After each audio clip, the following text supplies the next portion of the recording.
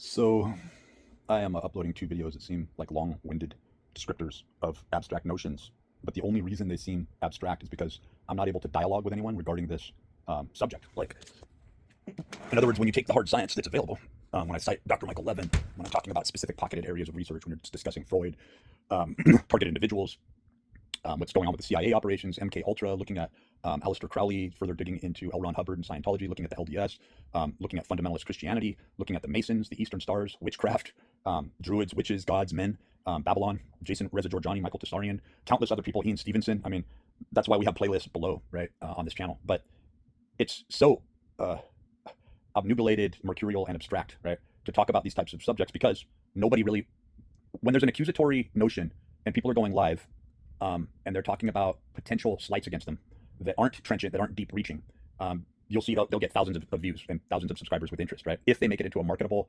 neatly packaged statement that leads into either ufology, pseudo spiritualism, tarot, conjuration, but without linking this esoteric notion, or that they've written a book and they're going to tell you these steps and there's a free PDF that you can download, right? But when you get into the practicality, the practicum of discussing this, you have to go into the, again, when we use the term trenchant, we're going deep into the ultra penetrating aspects of what makes you up, what makes your strawman image up, how others regard you in society, whether or not you are ostracized, cancel cultured, and kept from occupation and working, if there are sabotaging agents that exist in your localized family or familiar state that is next of kin, where people don't have family, but they have friends, they have work associates, they are attached to certain organizations, they may be a veteran, they may be connected to certain religious organizations where they have a circle of friends. And we see the ritual that's being played out time and time again, over and over again. There's an abstraction where it's like, oh, I'm going to make up my own religion, all right? And I'm going to create a certain logical practitionership for how this religion could take place as a sort of absurdism to sardonically mock the fundamental Catholic, Christian, Islamic, Jewish, Buddhist. I mean, you can get further in, right? Jainism and Sikhism and so forth, but we're talking about the majority of the world's beliefs and belief systems, right? Or Zoroastrianism, can't leave that one out, because Zoroastrianism, Mithraism really shaped what we see, along with solar cults and so forth, really shaped the uptake, the absorption of religion and how religion is reappropriated and used. But there's an unmet, unsaid religion that doesn't need to be qualified. It's self-assuming. And it really gets into the power play that you're watching with Trump out in the open markets and what the markets are and why the markets exist.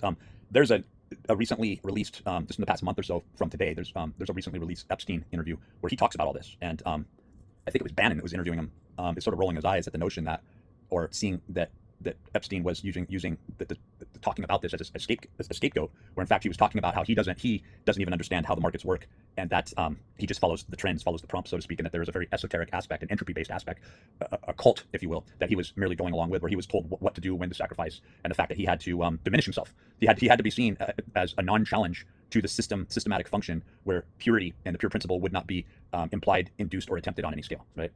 This is what he was discussing, what he was talking about, and Bannon saw these just as sort of scapegoat, esoteric themes of abstraction.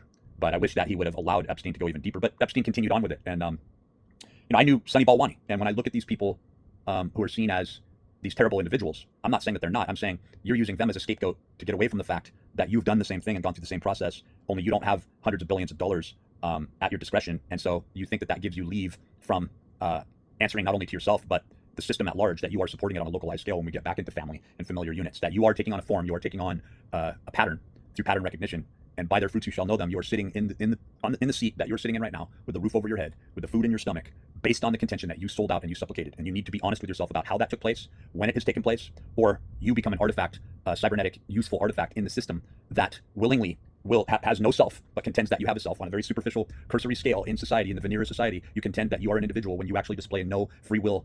These are tendencies, these are nuances, right? So back to Trump, is that the assassination of nuance, what we thought that we could liberally have to our own discretion as the last little artifact or ramification of individuation or selfhood, right? That would separate one from the robotic. It's basically this falsified statement that AI is, in other words, let's use an example. I'm learning Spanish right now. I'm at A2. I'm like on Duolingo. I'm just approaching like 36. I can't think right now, and at the past couple of days I haven't been able to study. Past few days, but I will go back into it very soon. But I've spent 4 months solid, put in about 260 hours of getting almost midway up into the A2 level Spanish. So for me to talk about these subjects as an example, I'm discussing something that no AI interpreter would need to talk about or touch. It's not a part of the fundamental aspect of capitalistic society to discuss certain notions that speculatively, like even it's the subjunctive mood when you're looking at the variant verb use, right, in Spanish, or they're conditional, or they have to be seen as potentials. There's an acronym, weirdos. It's like weirdo standing for wishes and so forth. Well, that entire thing is being used globally, not with idiom, so to speak, but as an occulted John Dee, right, type of cryptology language model that is being used by these families and these familiar bloodlines, right, to communicate in such a way that is so base that it is based on 100% rationalism, where these nuanced patterns that make up free thought, free expression, and communication to communicate the very abstract, seemingly abstract ideas that are so important, so trenchant, that they must be discussed because they bridge between Michael Levin's research in the scientific field of looking at the components down to the minutia, the base level, or Hameroff and Penrose looking at the amino acids and the microtubules, looking at consciousness and thought, looking at bioelectrical fields, how these relate to morphological, but even more so the implications of a cybernetic control mechanism. To look at Jason Reza-Georgiani and to take what he's saying very seriously. Well, you have these categories that AI will invariably, through the process and the areas of consumption, categorize, like even now, the PC aspect of, the esoteric, popularized notion that NASA never visited the moon,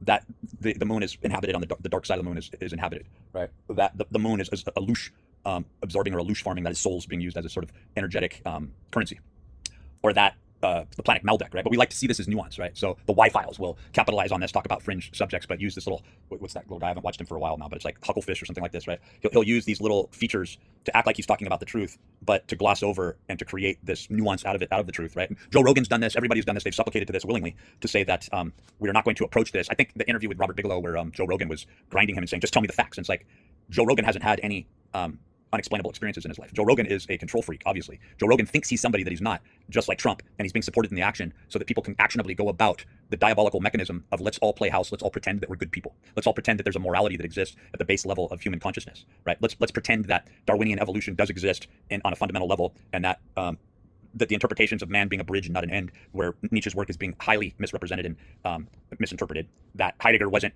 a complete and total ripoff of others, let's just say, through his German occupation and placed into this role, even though his work was so brilliant and articulate, right? So you begin to look at this philosophical torch, and I love the fact that Jason Reza-Georgiani has used this for some years now, the Promethean torch, right? That, but where I see the issue is that the male bloodline, the patriarchal, the Knights Templar failing, so to speak, of carrying the torch of pure principle would always be put on the chopping block and willingly be sacrificed out in front of everyone, and that the hordes would sacrifice the rare individual that would stand up against the machine, right? And that instead, this idea of the Statue of Liberty, or really truly Columbia, would falsely campaign and pretend, right? There's this pretending, this act that this Hathor type figure, getting back into Chris Bledsoe and Jake Barber and all the Immaculate Constellation, right? To look at this Hathor type figure, who could also be seen as many, and supposedly was willingly providing other, like Mary, the Mother Mary, falsely identifying itself, this entity, but that it isn't women and the feminine matriarchy that is the evil. It is the arbitrary system that is using that as to derail the masculine effort to take this energy, to take the energetics and to purify the system and to own and to purge out whatever entity this is that is regulating or rather dysregulating reality. And the irony that perhaps this entropy production or this dysregulation is in fact what promotes and propels as a source, ironically, the ability for this flat time, this Nietzschean flat time loop over this 13,000 year half cycle to take place, that all probabilities and all potentials are reached every 13,000 years, and that will basically put the record back on and play it all over again. There's this redundancy pattern, as if this is a living archive that's being saved for a time when the remaking or the remodeling of a reality wouldn't be done in just like dead space, but would be done from a cosmic sense through a sort of hothouse of a cosmic familiar pairing. Like we look at these connections between certain stars and star alignments, this meshwork, and it's becoming very evident that our solar system is being snatched up into this, or the fact that it has already been an aspect of this sort of cosmic galactic federation, right? I don't know. I don't go off on those tangents. I don't really go off on the tangents where I'm validating or trying to disvalidate whether aliens are real or whether space is something that is even accessible to us. I'm looking at things on a localized scale and saying, well, we need to meet this problem head on first, where there is a huge discrepancy, a huge issue with reality itself. And fundamentally, if this is happening here, it is most likely a campaign, a torch that's being carried cosmically, or at least interdimensionally or locally to us, right? Through this sort of adjacency pattern, this quantum entangling, if you will, that Occam's razor, just the most probable solution is most likely, right? But people misuse Occam's razor and they supplicate down to what's first available instead of looking at, wow, there's a gravity to the situation where there's a body missing here, right? There's a body missing here. And I would venture to say that that's why the best of us, when you take this sort of conceptualization of Jesus, the Messiah, that somebody would have to go through all the rigors of these trials and so forth. And then at least conceptually, I'm not talking about the very potentially valid accuracy of King Isis, right? And the fact that this all took place 40, 60 years later than traditions say, and that King Isis was actually like this sort of ancestral artifact of a noble line where he was supposed to be the next line of succession in a noble order, and that is perhaps what this whole break off with the Knights Templar was really all about, right? And why they fell and why they were attacked in the first place from a very spiritualistic level to where they weren't allowed to become the patriarchal expression of pure principle, or getting further into it with like David Hume, when you look at the encapsulation of principles, these types of principles where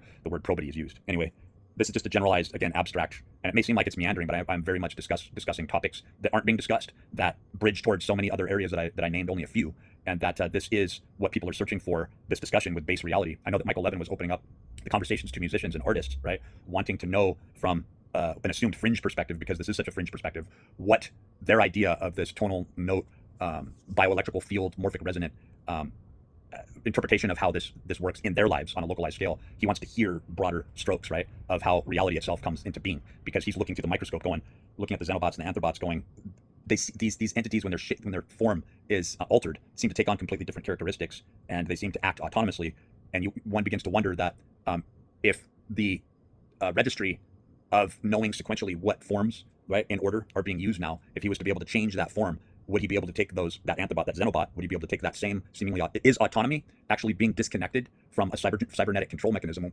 We almost need to include the bioelectrical field, right, when we talk about cybernetics here, right, because there's a communication that eludes us that I think is being utilized and implemented almost like a microtubule exchange, or even more so like a junction point exchange, almost like acetylcholine, right? That the strong and weak nuclear force is the area of contention that we need to look at, that these interactions taking place. That is what's being missed. Where you see so when you get into octave tonal patterns creating assumed hard reality, when you look at sort of like the materium or light as the sort of materia prima substance, and you begin to look at what creates morphologically, holds as glue, holds this all together and creates this pattern recognition, and that kinetically you just can't have some sort of individual offshoot pattern that ever exists. It shows the sequential aspect in line of what came before the pattern and what comes after the pattern in a language, so to speak, and that's really what is being ventured into, from psychology to the sciences that we just discussed, Michael Levin and so forth, to quantum physics and more fringe speculations, physics itself really speculatively, and then getting into why there's a hard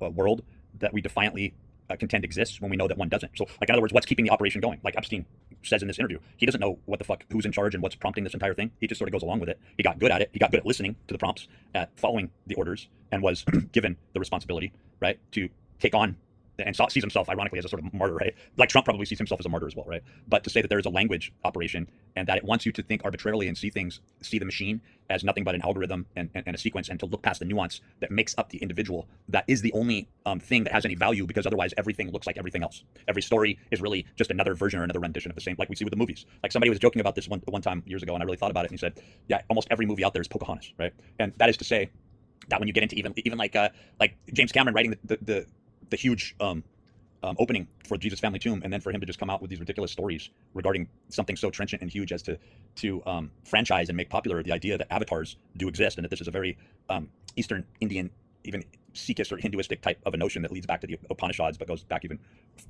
much further, right, beyond just sort of philosophical speculation, right? So anyway, this is running long, and I'm going to put this on 2x speed, and you can go ahead and read down below the transcripts, because the transcripts, I think, will make a lot more sense than the sort of abstract notion, because I'm not discussing this on any sort of forum with people. No one really wants to get into the higher rungs of discussing this thing that we're talking about, this entity, I don't know, this idiom, this language model, this prompt of cybernetic control that reaches in and through Metcalfe's law, this quantum entanglement machine. I don't know what to call it, but I've had interactions, and I know that if this was discussed, the panel that would be just really discussing the hard truths would be under heavy attack. And then to study and research, let's study and research what is attacking us and what is trying to stalemate us and create these firewalls so that we can't break free from the continuum.